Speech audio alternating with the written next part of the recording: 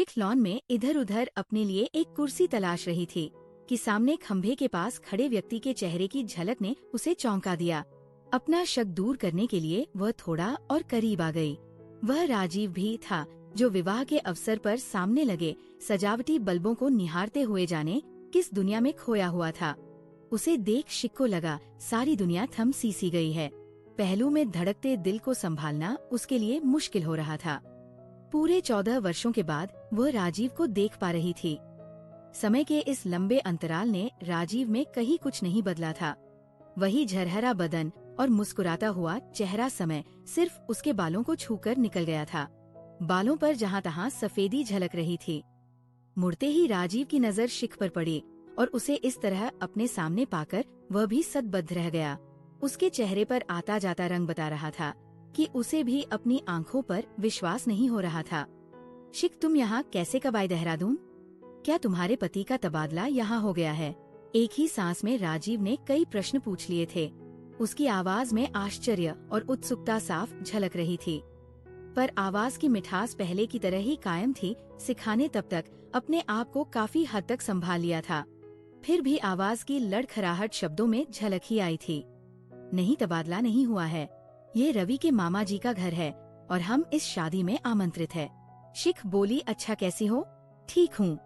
अपनी कहो, तुमने शादी कर ली? या शिख ना चाहते हुए भी अपनी उत्सुकता रोक नहीं पाई थी।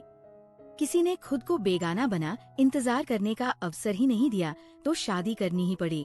माँ बाप का इकलौता आशाओं का केंद्र जो था, दोनों में अभी इतनी ही बात हो पाई थी कि एक खूबसूरत सी लड़की वहाँ आ धमकी थी।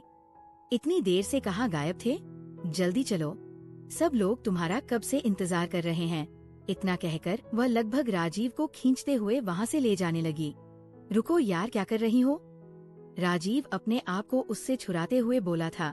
ये मेरी सहपाठी शिख है। अचानक आज हम बरसों बाद मिले हैं। कॉलेज के दिनों में हम दोनों के बीच अच्छी निभती थी। फिर राजीव शिख से बोला, ये मेरी पत्नी राधिका है। राधिका शायद जल्दी में थी, इसलिए बिना किसी भाव के उसने यत्रवत्र अपने दोनों हाथ जोड़ दिए।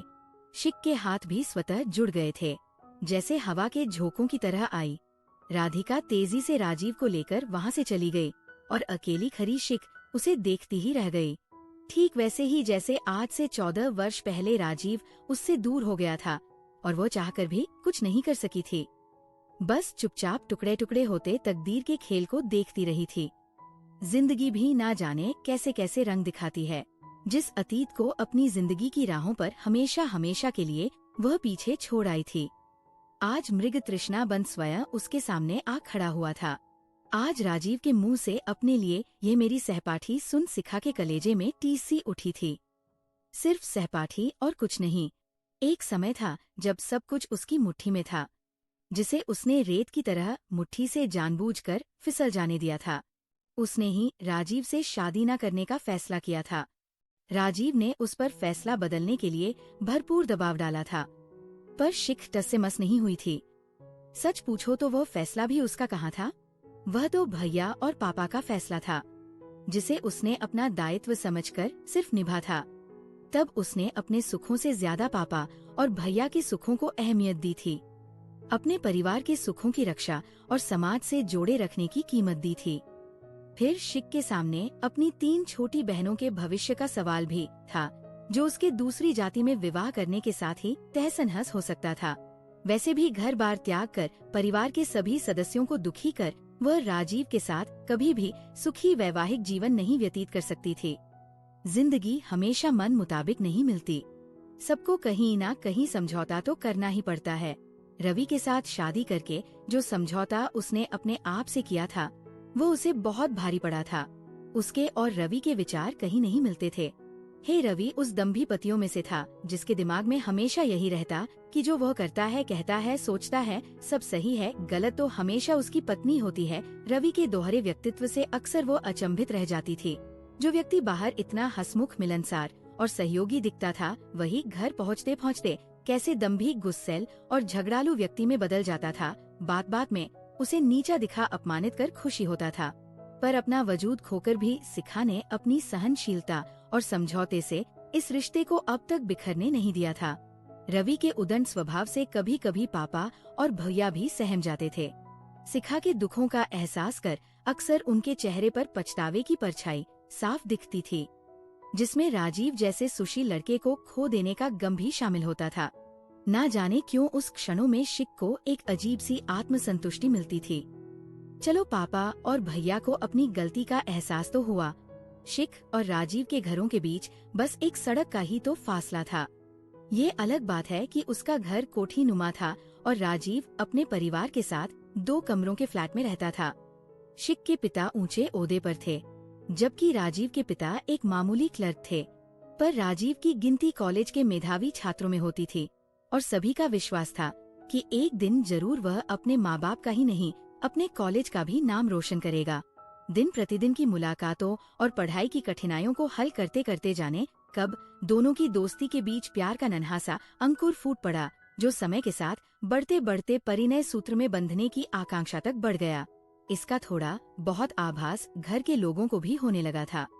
भैया ने उसकी शादी के लिए लड़का देखना शुरू कर दिया था, पर इन सब बातों से अनजान दोनों के प्यार की पेंगे मुक्त आकाश को छूने लगी थी। राजीव अपनी पढ़ाई में भी जोर शोर से जुटा हुआ था। उसे पूरा विश्वास था कि अगर वह एक अच्छी नौकरी पाने में सफल हो गया तो शिख के माता पिता उनकी शादी से कभी इनकार नहीं करेंगे। पर नियति को कुछ और ही मंजूर था। अचानक एक दिन शिखा के भैया उसकी शादी रवि से लगभग पक्की कराए। घर में लड़की दिखाने की तैयारियां जोर शोर से शुरू हो गई थी। इस अप्रत्याशित फैसले के लिए शिख कतई तैयार नहीं थी। सुनते ही शिख पर मानो बिजली गिर पड़ी। वो अच्छी तरह जानती थी कि राजीव और उसकी शादी का घर में काफी विरोध होगा, फिर भी वह उसे आसानी से गवा नहीं सकती थी। भाभी को सब कुछ बताकर शिखा ने अंतिम कोशिश की थी।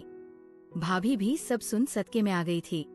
वह उसे इस तरह की शादियों से होने वाली परेशानियों को समझाती रही थी, पर शिख का अत्यंत उदास चेहरा देख मौका पा भाभी ने भैया से बात की थी। भैया के कानों में बात पड़ते ही जैसे भूचाल आ गया। गुस्से से उबलते हुए भैया ने थोड़ी ही देर में भाभी और ननद के रिश्ते को लेकर ना जाने कितनी बातों के पिन भाभी को चुभाए थे। दरवाजे की ओट में खड़ी शिख भाभी की बेइज्जती से आहत और पछताती अपने कमरे में आ गई थी। उसका एकमात्र आसरा भाभी ही थी, वह भी टूट गया था। भैया बैठे उसे घंटों समझाते रहे थे, पर शिखा के बोल नहीं फूटे थे। भैया के विनती भाव, कमरे के दरवाजे पर खड़ी अम्मा के चेहरे की बेचैनी और बहनों के अंधकारमय होते भविष्य ने उसे अपना फैसला बदलने के लिए मजबूर कर दिया था। सारे अपनों को दुखी कर वो कैसे सुखी रह सकती थी। जब उसने अपना यह फैसला राजीव को सुनाया था तो वह भी कम आहत नहीं हुआ था। शहर छोड़ते छोड़ते शिख के परिवार के लोग सिर्फ इतना ही जान पाए थे कि राजीव सिविल सर्विस में चुन लिया गया था और ट्रेनिंग के लिए गया हुआ था। 14 वर्षों बाद यूं मुलाकात हो जाएगी, उसने कभी सोचा भी नहीं था। अगले दिन दोपहर में वो कपड़े बदलकर लेटने जा ही रही थी कि दरवाजे की घंटी बज उठी। दरवाजा खोलते ही अप्रत्याशित रूप से राजीव को सामने पा शिख बुरी तरह चौंक गई थी। अब अंदर भी आने दोगी या इसी तरह खड़ा रहूं? राजीव ने कहा। बिना कुछ बोले शिख ने राजीव को रास्ता दे दिया। ड्राइंग रूम में सोफे पर बैठते ही बिना किसी भूमिका के राजीव ने सीधे सीधे बात शुरू कर दी थी। तुमने मेरी जिंदगी के साथ इतना बड़ा मजाक क्यों किया? अचानक राजीव के इस सवाल और उसकी आंखों के कोर पर चमकते हुए आंसुओं ने शिख को बेहद व्याकुल बना दिया था। उसने कल्पना भी नहीं की थी कि राजीव यूं सीधे सीधे बात करेगा। अपने को संयत करने का प्रयास करते हुए शिख बोली, क्या बचपना है राजीव? अब हम बच्चे नहीं रहे। हम दोनों की एक बसी बसाई गृहस्थी और जिम्मेदारियां हैं जिससे हम भाग नहीं सकते। सिद्धांत की बातें छोड़ो शिख, मैं क्या करूं ये बताओ। मेरे लिए तुम्हें भुला देना आज भी आसान नहीं है। अब शिख के शब्द भी उसके भर आए गले और भर आई आंखों में खो गए थे। थोड़ी देर की चुप्पी को शिख ने ही तोड़ा। मैं जानती हूँ राजीव, मेरे फैसले ने तुम्हें बहुत आहत किया है। इस फैसले ने मुझे भी कम आहत नहीं किया था। मेरे लिए तुम्हारे बिना जीना और भी कितना कठिन था। फिर भी मेरी अंतरात्मा ने मुझे स्वार्थ की डोर पकड़ने से रोक दिया था। उस समय अपने कर्तव्य से पलायन और अपनों को आहत करने का साहस मैं जुटा नहीं पाई थी। ऐसा भी नहीं था कि मैंने प्रयास नहीं किए। जब अत्यधिक प्रयास के बाद भी मुझे मेरे अपनों की मंजूरी नहीं मिली और मेरे अंदर उन्हें आहत करने का साहस चूक गया, मेरी कितनी रातें बेचैनी और छटपटाहट में गुजरी। मेरे पास दो ही रास्ते थे, विद्रोह या अपनी इच्छाओं की कुर्बानी। जी तो चाहा था कि समाज की पुरानी जीर्ण मान्यताओं को रौंद जीवन भर दूसरों के लिए जीने के बजाय खुद के लिए जीऊं। लेकिन सारी जद्दोजहद के बाद मेरे अंतस ने मुझे कुर्बानी के रास्ते पर ही धकेला था। मुझे लगा प्यार के बंधन के अलावा दुनिया में और भी बंधन होते हैं जिनसे इनकार नहीं किया जा सकता, जिन अपनों के स्नेह की छाव में हम पलते हैं, जिनके संग खेलकर लड़कर हम बड़े होते हैं। ये सभी रिश्ते भी तो प्यार के बंधन होते हैं, उनके सुख दुख भी तो हमारे सुख दुख होते हैं। इसलिए मेरे कारण सभी के जीवन में घुलते जहर को खुद ही पी लेना मुझे कल्याणकारी लगा था। एक गहरी सांस ले, शिख ने फिर अपनी बात कहनी शुरू की। पर मन के बंधन क्या इतनी आसानी से टूट जाते हैं? मेरी समझ से शारीरिक आकर्षण से परे प्यार एक एहसास है जो हमेशा मन के कोने में सुरक्षित रहता है, जो सहजता से जीवन का फैसला लेने और निभाने का साहस देता है।